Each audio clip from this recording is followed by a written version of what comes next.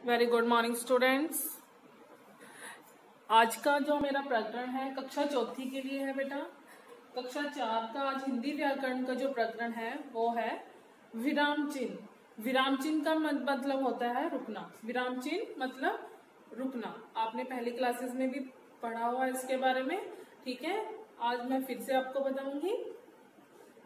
सबसे पहले बेटा इसकी परिभाषा जो है, इसकी परिभाषा है वाक्य को पढ़ते या लिखते समय जब हम पाठ्य पुस्तक में जब कोई वाक्य को पढ़ते हैं और लिखते हैं, जब किसी के सामने हम कोई वाक्य पढ़ते हैं, लिखते हैं, किसी को कुछ बोलते हैं, तब हम विराम प्रकट करने वाले चिन्हों का प्रयोग करते हैं, ठीक है। जब हम विराम का मतलब रुकना, जब हम रुकते हैं, ठीक है, विराम देते हैं, रुकने के बाद फिर बोलना शुरू करते हैं, तो उस रुकने के बीच हम कुछ चिन्हों का प्रयोग करने हैं। वो रुकना क्यों होता है, उसके लिए कुछ चिन्हों का प्रयोग किया जाता है जिनको कि विराम चिन्ह कहा जाता है।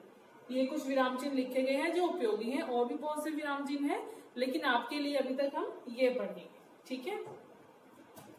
मेरा सबसे पहला विराम चिन्ह है नंबर 1 पूर्ण विराम। क्या है? पूर्ण विराम। नंबर 2 है अल्प विराम। नंबर 3 अर्ध विराम। इनके सामने इनके चिन्ह दिए गए हैं, ठीक है। नंबर 4 है प्रश्नवाचक। नंबर 5 है विस्मय बोधक। नंबर 6 है योजक। नंबर 7 है उद्धरण चिन्ह। अब हम इन चिन्हों का प्रयोग कब करते हैं और कहां पर करते हैं, कैसे वाक्य में करते हैं। सबसे पहले हमारे पास है पूर्ण विराम। पूर्ण विराम मतलब पूरी तरह रुकना। जब हमारा वाक्य पूरी तरह कंप्लीट हो जाए, पूरा हो जाए, तो हम इस चिन्ह का प्रयोग करते हैं। जैसे मैंने ये वाक्य लिखा है, सारा सामान यहाँ रख दो। हमारा वाक्य कंप्लीट हो गया, पूरा हो गया, तो हमने यहाँ पे ये पूर्ण विराम लगा दिया। मतलब कि हमने हमारा वाक्य पूर्ण हुआ तो हमने इसको पूर्ण विराम दे दिया, मतलब वाक्य यहाँ पे खत्म होता है। एक बात और बेटा, ये जो हमारा पूर्ण विराम है प्रश्नवाचक को छोड़ के और सभी वाक्य में पूर्ण विराम का प्रयोग होता है। सिर्फ प्रश्नवाचक में पूर्ण विराम का प्रयोग नहीं होता है, और सभी वाक्य में दूसरे चिन्हों के साथ साथ वाक्य के अंत में पूर्ण विराम का प्रयोग जरूर होता है, ठीक है।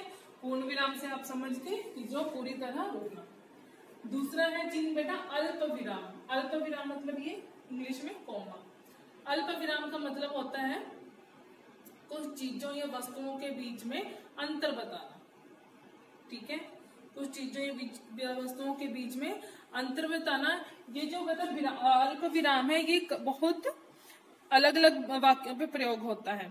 कभी कभी हाँ या नहीं में उत्तर देने पर भी हाँ या नहीं हम बोलते हैं, उसके बाद भी हम क्या करते हैं, कुछ अगर वाक्य आगे बोलना है तब भी इस चिन्ह का प्रयोग करते हैं, क्योंकि हाँ ये काम मैंने किया है, नहीं तुम यहाँ मत जाओ, नहीं के बाद हाँ के बाद हम कुछ रुकते हैं, तब भी हम अल्प विराम मतलब अल्प विराम कोमे का प्रयोग करते हैं, ठीक है।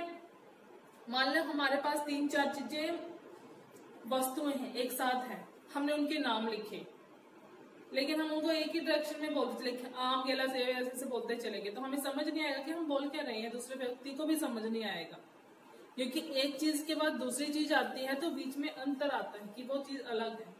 तो हम किसका प्रयोग करते हैं? अल्प विराम। जैसे ये मैंने यहाँ वाक्य है, मेरे पास सेब केले संतरे अंगूर है। सेब अलग है, केले अलग है, संतरे अलग है, ठीक है। तो मैंने यहाँ पे कौन से चिन्ह का प्रयोग किया?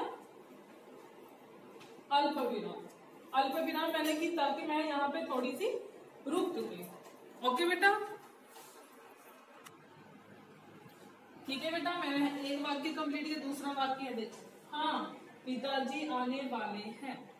हाँ पिताजी आने वाले हैं, हाँ के बाद हम रुके तो अल्प विराम लगा दिया हमने। लेकिन मैंने आपको कहा है कि दूसरे चिन्हों के साथ जो वाक्य के अंत में आएगा, वाक्य के अंत में हम पूर्ण विराम जरूर लगाएंगे, ठीक है। अगला वाक्य है नंबर 3 अर्ध विराम। अगला वाक्य है अर्ध विराम। अर्ध विराम क्या होता है? अर्ध विराम होता है जब हमने 1 से 2 या 3 वाक्य एक साथ ही एक वाक्य में पूरी तरह लिखने हैं, ठीक है। 1, 2, 3 वाक्य हम जब एक साथ लिखेंगे, ओके, तब हम अर्ध विराम का प्रयोग करते हैं। जैसे कि डॉक्टर अब्दुल कलाम अर्धविराम महान वैज्ञानिक नहीं थे, महान व्यक्ति भी थे। महान वैज्ञानिक ही नहीं थे, महान व्यक्ति भी थे। अब हमने यहाँ दो वाक्य लिखे हैं, महान व्यक्ति नहीं थे, महान वैज्ञानिक नहीं थे, महान व्यक्ति भी थे। दो वाक्य एक साथ हैं, तो यहाँ थे के बाद हम अर्धविराम का प्रयोग करेंगे। ठीक है, अर्धविराम का प्रयोग होता है, एक बार फिर से बता रही हूँ, जब दो या तीन वाक्यों को हम एक साथ एक ही वाक्य में लिखते हैं। ठीक है, दो या तीन छोटे छोटे वाक्यों को जब हम एक पूर्ण वाक्य में लिखते हैं तो अर्धविराम का प्रयोग करते हैं। प्रश्नवाचक बहुत ही ईजी है, प्रश्नवाचक को क्वेश्चन मार्क चिन्ह बोलते हैं इंग्लिश में। ठीक है, इसका प्रयोग कब होता है, जब हम किसी से कोई प्रश्न पूछ रहे हैं, जब कोई हमसे कोई प्रश्न पूछ रहा है, तुम कहाँ जा रहे हो, तुम क्या खा रहे हो, तुम कौन हो, तुम्हारा क्या नाम है, ये क्या चीज है।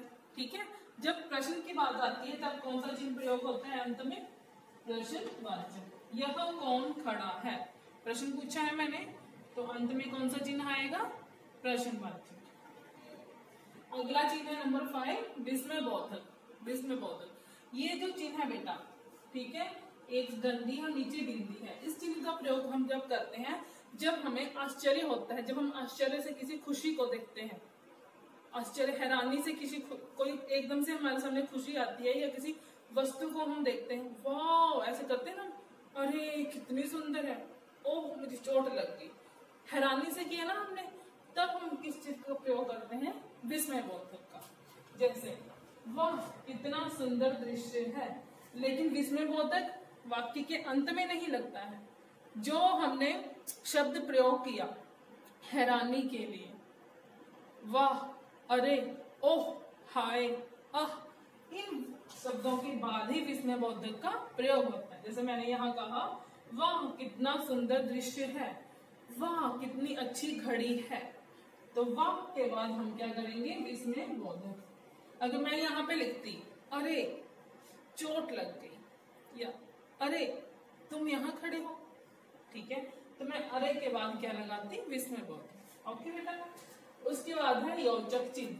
योजक चिन्ह जो होता है, दो समान जो शब्द होते हैं उनकी तुलना के लिए बीच में इसका प्रयोग होता है कि वो दोनों एक समान ही है। ठीक है, जैसे माता पिता, ये मेरे माता पिता हैं, अंत में पूर्ण विराम लगाना मत भूलना। ये मेरे माता पिता हैं, माता और पिता दोनों हमारे लिए एक समान है, तो बीच में कौन सा चिन्ह लगेगा, योजक चिन्ह। ठीक है, जैसे माता पिता हो गया, या फिर हो गया थोड़ा सा, छोटा सा, आदि। ठीक है, इनके बीच में क्या लगेगा, योजक चिन्ह। नंबर 7 पे है उद्धरण चिन्ह। नंबर 7 पे क्या है, उद्धरण चिन्ह। उद्धरण चिन्ह बेटा तब प्रयोग करते हैं जब हमने किसी विशेष बात को हाईलाइट करना हो। ठीक है, हमने कोई विशेष बात बोलनी है और किसी के सामने जब हमने वो रखनी है, ठीक है, किसी अक्षर को, वस्तु को, या पुस्तक या व्यक्ति के नाम आदि को हमने उभारना है, मतलब अलग से बताना है, ये किसी की बात को वैसे का वैसा ही हमने किसी के सामने रखना है या बताना है, तब हम उद्धरण चिन्ह का प्रयोग करते हैं। ठीक है,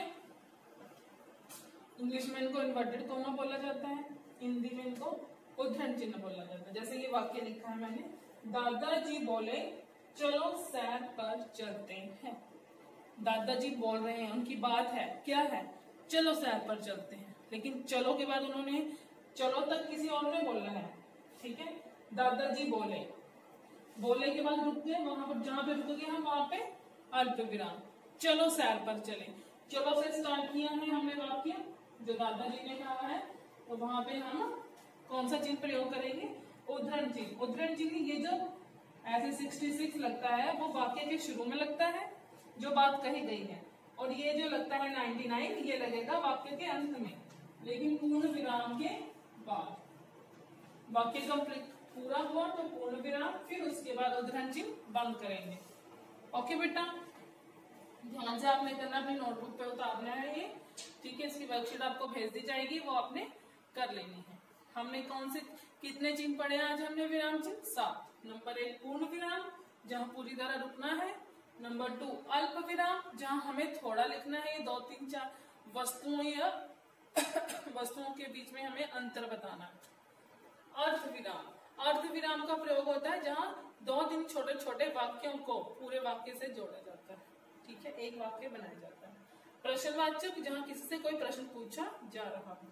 विस्मयबोधक, विस्मयबोधक जब हम आश्चर्यजनक होकर कोई चीज देखते हैं या आश्चर्यजनक या आश्चर्य से हमारे मुंह से कोई वाक्य निकलता है। योजक चिन्ह, दो समानांतर चीजों के बीच में। उद्धरण चिन्ह, किसी व्यक्ति की विशेष बात को या उसके उपनाम को या पुस्तक को उभारने के लिए, उसको स्पेशल उसको दिखाने के लिए। ठीक है बेटा, आई होप आप इसको रिवाइज करोगे। Okay, thank you.